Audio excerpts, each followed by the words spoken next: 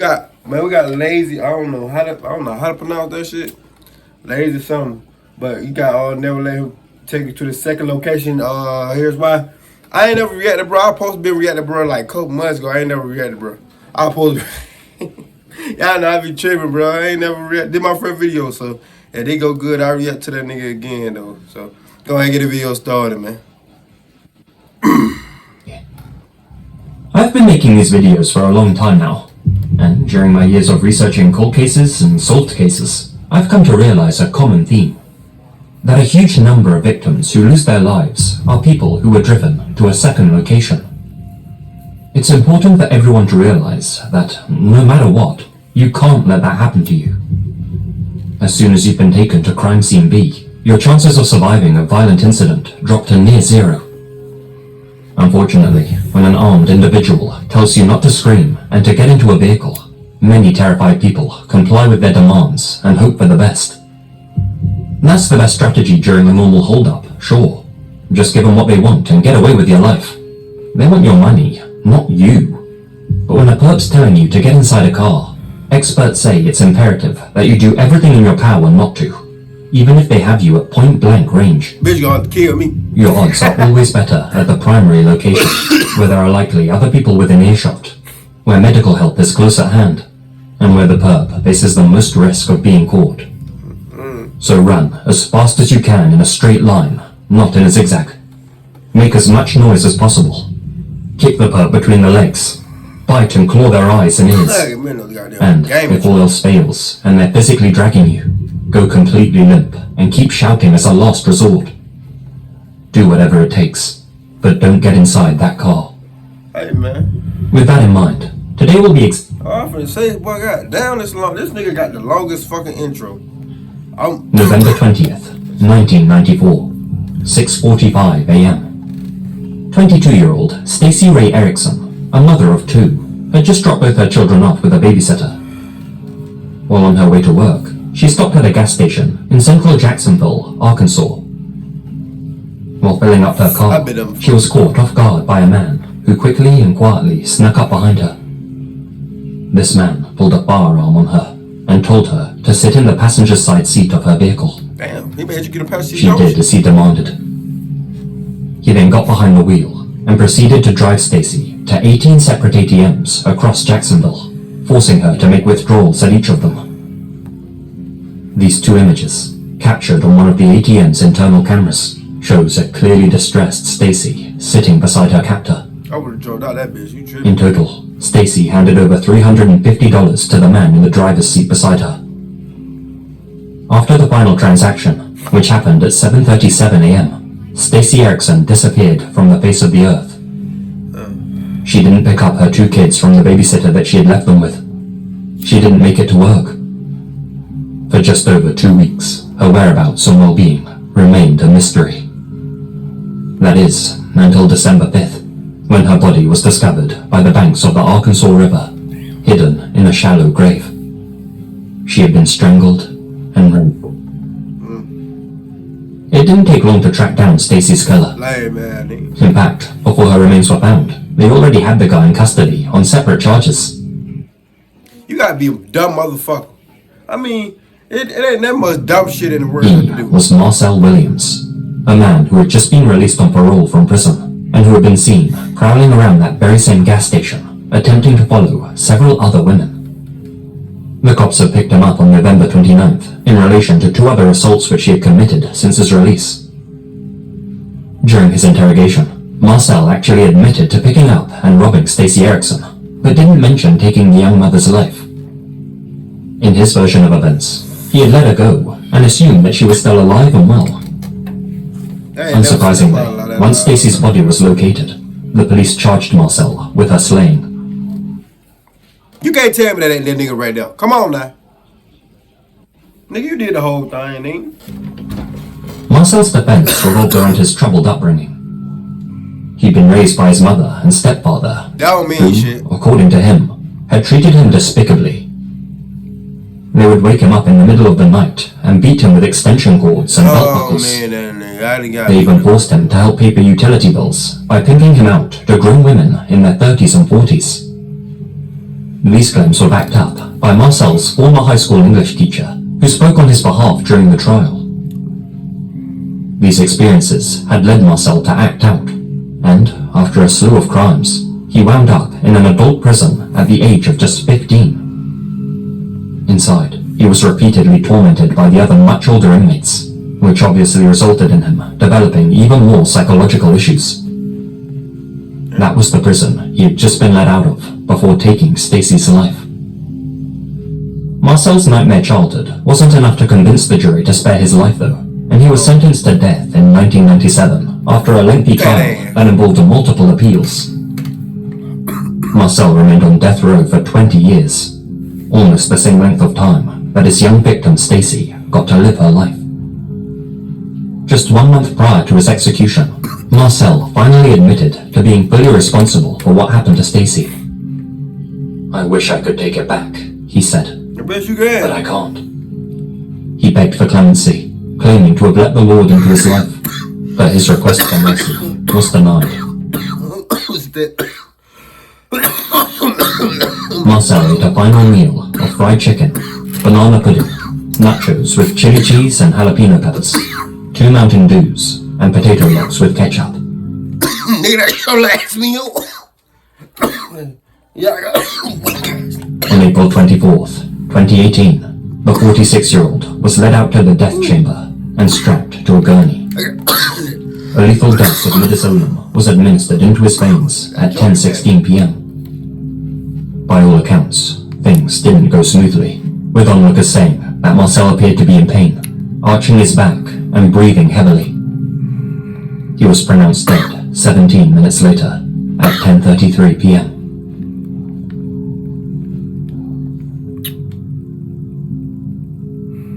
Yes, and it's milk.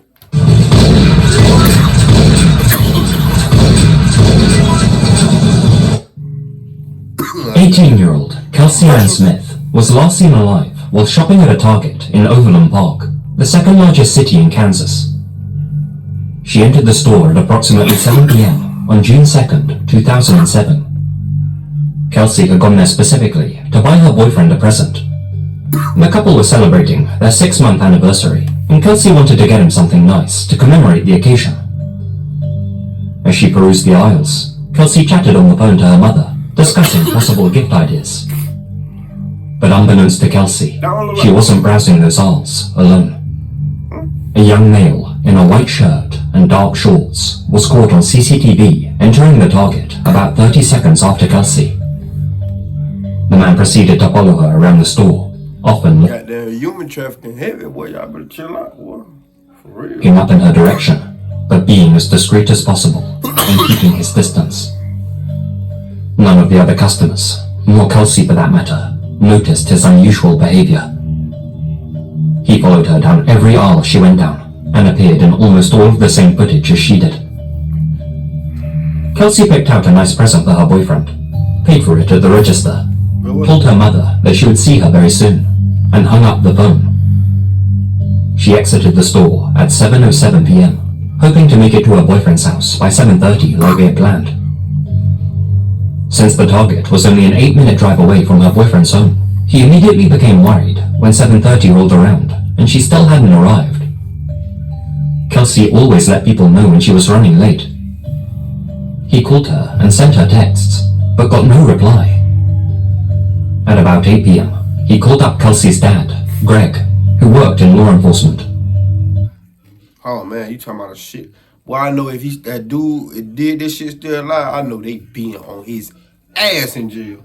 Oh my God. Greg, in turn, called all of the local police stations and hospitals, and the search for Kelsey was underway almost immediately. Damn. About 4 hours later, Kelsey's car was found across the street from the Target where she had last been seen. Her wallet and her purchases were inside, but there was no sign of the young woman anywhere. Detectives quickly began dusting the car for prints, and after eliminating those that belonged to her parents and her boyfriend, they were left with the prints of an unidentified person who didn't appear on their forensic database. As such, they got in contact with Verizon Wireless to pinpoint where Kelsey's phone had last pinged. That would give them a good idea of her last verifiable location. Verizon were less than helpful, and it took the company 4 days to comply with the detectives' requests. You know, they won't get my phone for Verizon. They ain't worth a motherfucking damn. At all. They ain't worth a damn. Eventually, they got on board with the investigation and were able to track Kelsey's phone during the time she went missing. They told the authorities to search 1.1 miles north of a particular cell phone tower. And just 45 minutes later, on June 6th, searchers discovered Kelsey's body near Longview Lake in Grandview, Missouri. She was covered in sticks, arranged in the shape of a pentagram. Forensic experts confirmed that Kelsey had been strangled by her own belt, as well as Raw. Damn. By all accounts, Kelsey Smith was a vivacious, vibrant, and lovely person. Well, jumping this goddamn reaction is a blind reaction. Hey, boy, goddamn, this nigga got some shit on him. I ain't gonna lie, goddamn, he got some shit. Having just graduated from Shaw Mission last, she was preparing to go to K-State University and was eager to play clarinet in the marching band. But tragically, that future had just been taken from her. R.I.P. To try and identify Kelsey's killer, the investigators turned their attention to the target's CCTV cameras. One thing you may not be aware of is that Target actually has their own internal forensic services division, who have the capability to enhance their surveillance footage. As a result, they were able to provide the authorities with this clear recording of the perp's face and movements. The footage clearly showed the man pull up into the store's parking lot shortly before Kelsey arrived. It recorded him entering the store just after Kelsey and leaving just before her while she was paying for her gift. Outside, he quickly went to his truck to retrieve a firearm. After Kelsey left the store at 7:07 p.m., he waited for her to get to her vehicle and then ran up to her. He ordered her into her passenger side seat and subsequently drove off with her to the area where her body was later found, approximately 20 miles from the store. And let me guess, his dumb After ass taking her life got at the remote second location, he drove her vehicle back to the target, left it there at 9:17 p.m., and drove away in his own truck. I mean, man, The authority. you can't be get that goddamn smart, man. How you take somebody from a location? Man, people, bro, I swear to God, these people Released this footage to the public, and in response, they received thousands of tips. 2 calls in particular proved to be the nail in the perp's coffin. One from his own co-worker, and the other from his neighbor. These calls led detectives to the house of a 26-year-old man named Edwin Hall, and he did it. He did it. He did it. It would soon become apparent that he was the man that had taken Kelsey's life. While at work, Edwin and one of his co-workers happened to be watching the news when images of the suspect's truck appeared on screen. This co-worker looked outside the window to Edwin's vehicle, looked back at him, and asked, "Hey, isn't that your truck?" Edwin had no answer to that. Instead, he got up, told his boss that he was feeling sick, and swiftly drove back to his home.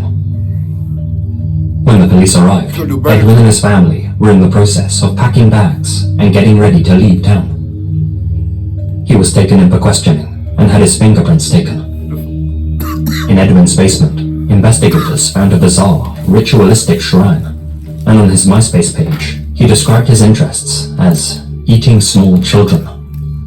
What the fuck? Given the shape of the sticks found over Kelsey's remains, some speculated that there may have been a ritualistic or sacrificial motive to the case, and the shrine found in Edwin's basement seemed to line up with that theory. During his interrogation, Edwin said that he was indeed at the target that fateful day, but claimed that he never approached or interacted with Kelsey in any way. He was then asked why his fingerprints were found on a seatbelt in Kelsey's car. Again, he had no answer for that. No, he did. He did it, bitch. As it would turn out, Edwin had a history of violence as a juvenile.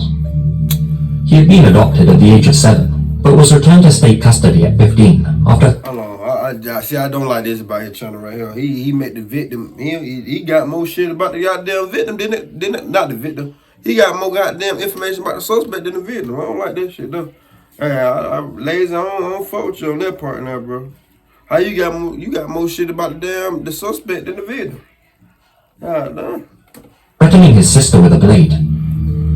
he had also hit another young boy over the head with a baseball bat. God damn. In the end, Edwin struck a plea bargain to avoid the death penalty. He gave a full confession, saying that this had simply been a crime of opportunity. He gonna A tell. case of Kelsey being in the wrong place at the He wrong gonna time. tell. He saw Kelsey walk into the store alone, thought she had nice legs, followed her inside to make sure she wasn't meeting anybody, and then decided to snatch her in the heat of the moment. In his words, he thought she was 12. In exchange for that sickening confession, Edwin was sentenced to life. Nigga, what? He thought she was 12. Man, what the fuck, man? Hey. Behind bars without the possibility of parole.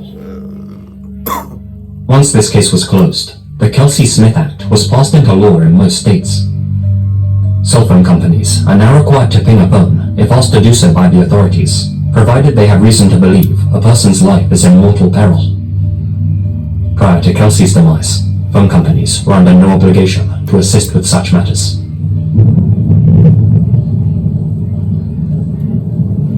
Phone companies ain't worth a damn either. Riders, let your queries be known. Can you guys start calling me Snake? No, Brian. Fake ass sounds there. Gordana Kotevsky was described by those closest to her as a perfect child if ever there was one. Ambitious, intelligent, and full of spirit, Gordana just had that spark, and it was clear that the bubbly 16-year-old had a very bright future ahead of her. She lived with her parents and siblings in the Lake Macquarie region of New South Wales, Australia.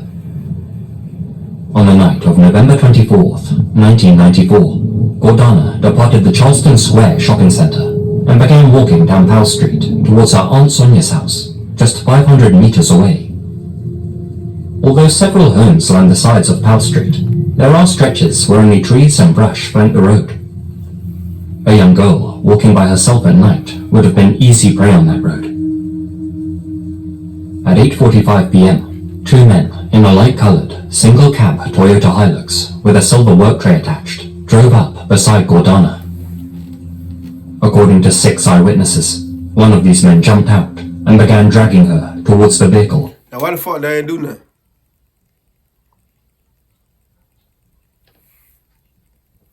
Where his accomplice was waiting behind the wheel. She was forced inside, and the men sped off with her.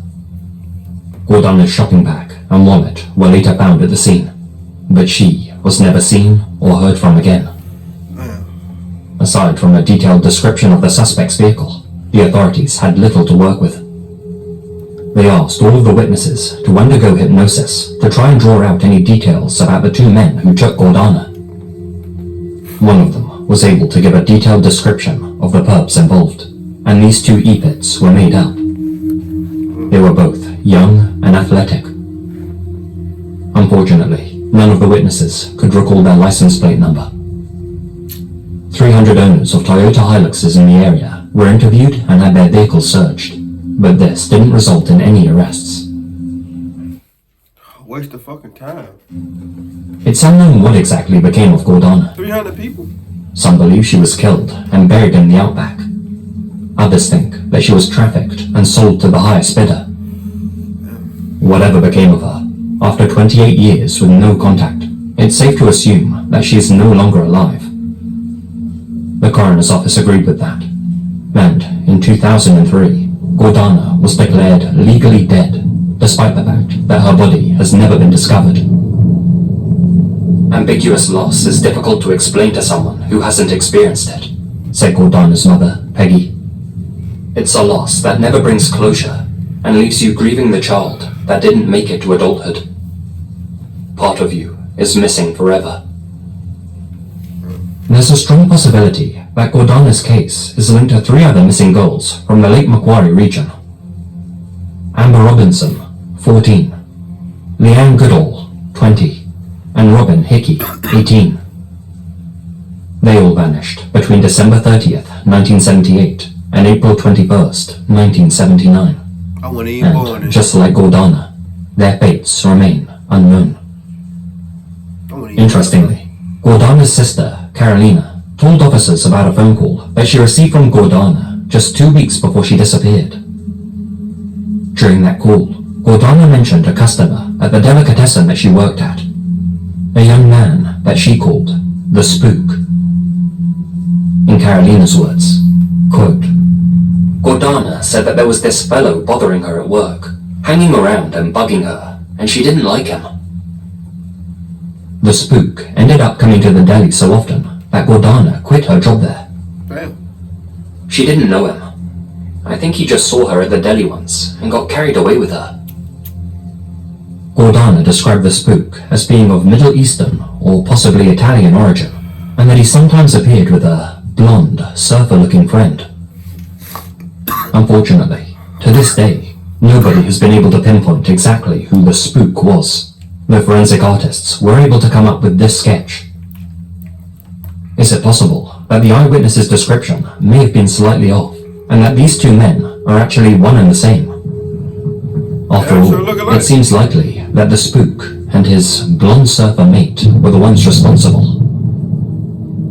The Australian authorities strongly believe that there are numerous people out there that hold vital information pertaining to Gordana's case.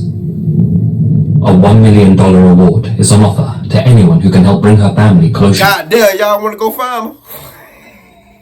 God and damn. bring these perps to justice. We finna go find her. ASAP. So, I hope that these cases highlighted the danger of being taken to a second location. To be clear, this advice... R.I.P. man. I fuck with lazy beers, man. That being said, give it a thumbs up, like, subscribe. See how motherfuckers on that video. Actually, I do got another video I'm finna drop with J-Dot. That being said, give it a thumbs up, like, subscribe. See how motherfuckers on that video. Let's ride, nigga.